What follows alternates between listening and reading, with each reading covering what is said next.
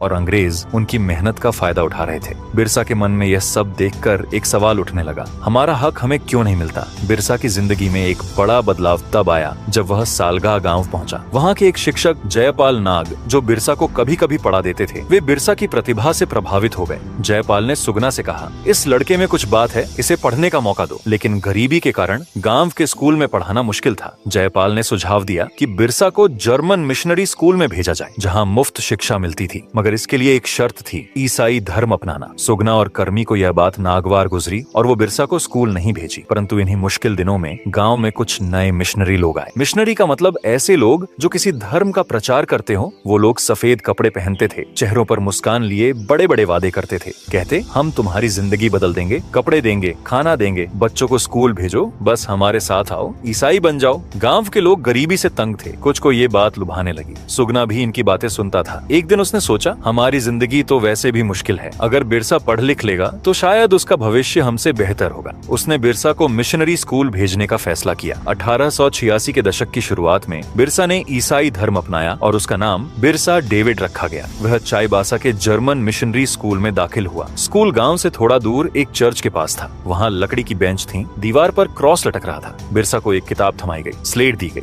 ध्यान देने वाली बात है कि बिरसा बचपन से ही तेज दिमाग के था। अक्षर जल्दी पकड़ लेते, गिनती जल्दी सीख ली, पर जो कुछ स्कूल में सिखाया जाता वो उसे अंदर से हिला देता था। उस समय मुंडा लोग, जो अपने सारना धर्म को मानते थे, जंगल, पहाड़ और प्रकृति की पूजा करते थे, उन्हें मिशनरी जंगली कहते और उनके रीति रिवाजों को नीचा दिखाते। साथ ही अंग्रेजों की नीतियां भी बिरसा को परेशान करने लगी। उसने देखा कि कैसे जमींदारों को उनकी जमीन सौंप दी जा रही थी और कैसे उसके लोग भूखे मर रहे थे। ऐसे ही एक दिन स्कूल में मिशनरी ने कहा, तुम्हारा पुराना धर्म झूठा है, ईसा मसीह ही सच्चा रास्ता है। बिरसा चुप रहा, लेकिन उसके मन में तूफान उठने लगा। उसने सोचा, हमारे पुरखों ने हमें जो सिखाया वह झूठ कैसे हो सकता है। हमारे जंगल, हमारे पहाड़, हमारी आत्मा, यह सब तो हमारा सच है। उसने स्कूल छोड़ने का फैसला किया। 1890 के आसपास वह अपने गांव लौट आया और अपने असली धर्म की ओर वापस मुड़ा। यह वक्त था जब बिरसा एक बच्चे से युवा बन रहा था और उसके मन में अपने लोगों को बचाने की आग सुलगने लगी थी। 1890 का दशक शुरू होते होते बिरसा एक लंबा, मजबूत और तेज तर्रार युवा बन चुका था। उसका कद करीब 6 फीट के आसपास था, कंधे चौड़े और हाथ पैर इतने ताकतवर कि वह एक झटके में भारी पत्थर को उठा लेता। उसकी त्वचा सांवली थी, लेकिन चेहरा ऐसा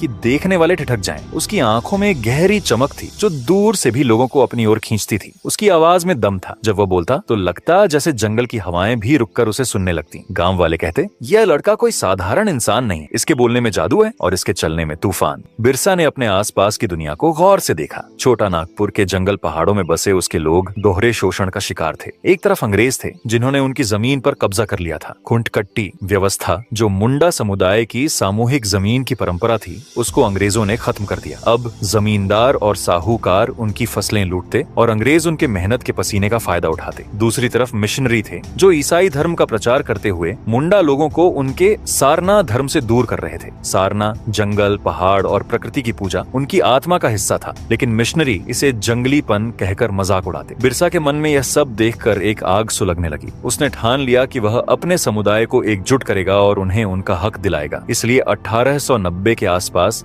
बिरसा ने एक नया रास्ता चुना। उसने अपने लोगों को उनके पुरखों की राह पर लौटाने के लिए एक नया धर्म शुरू किया, जिसे बिरसैत कहा गया। उसने खुद को ईश्वर का दूत घोषित किया। ये कोई अहंकार नहीं था, बल्कि एक जरूरत थी, अपने लोगों को एक नई पहचान और ताकत देने की जरूरत। उसकी सभाएं जंगलों में होती थीं। वह किसी ऊंचे पत्थर या पहाड़ी की चोटी पर खड़ा होता। उसके पीछे घने सागौन और साल के पेड़ लहराते और सामने हजारों की भीड़ उसकी एक एक बात को सुनने के लिए बेकरार रहती। उसकी आवाज गूंजती, हमारी जमीन हमारी माँ है, इसे बचाना हमारा धर्म है, अंग्रेज और मिशनरी हमारे दुश्मन हैं, हमें अपने पुरखों के रास्ते पर लौटना होगा। उसने लोगों को साफ सुथरा जीवन जीने की सलाह दी। शराब छोड़ो, वह कहता, यह हमें कमजोर बनाती है। रोज प्रार्थना करो, अपने जंगल और पहाड़ों को पूजो। उसका कहना था, सारना हमारा सच्चा धर्म है, जंगल हमारा मंदिर है, पहाड़ हमारा देवता है और नदियां हमारी जीवन रेखा है। उसकी बातें सुनकर लोग मंत्र मुग्ध हो जाते। वह हर सभा में एक खास प्रार्थना करवाता। लोग हाथ जोड़कर आंखें बंद करके जंगल की ओर मुंह करके खड़े होते और उसके साथ दोहराते, हे सिंगबोंगा, हमें रास्ता दिखा, हमारी धरती को बचाने की ताकत दे। यह प्रार्थना सिर्फ शब्द नहीं थी, बल्कि एक क्रांति का बीज थी। यहाँ मैं बताता चलूं कि सिंगबोंगा मुंडा आदिवासी समुदाय के सर्वोच्च देवता हैं। इन्हें सूर्य का देवता भी माना जाता है। सिंगबोंगा को ब्रह्मांड ब्रह्मांड का निर्माता भी कहा जाता है। बिरसा सिर्फ एक नेता या संत नहीं था, वह जंगल का एक बेटा था जिसे प्रकृति की हर बूटी का इल्म था। बचपन से ही जंगल में भेड़ चराते वक्त उसने पेड़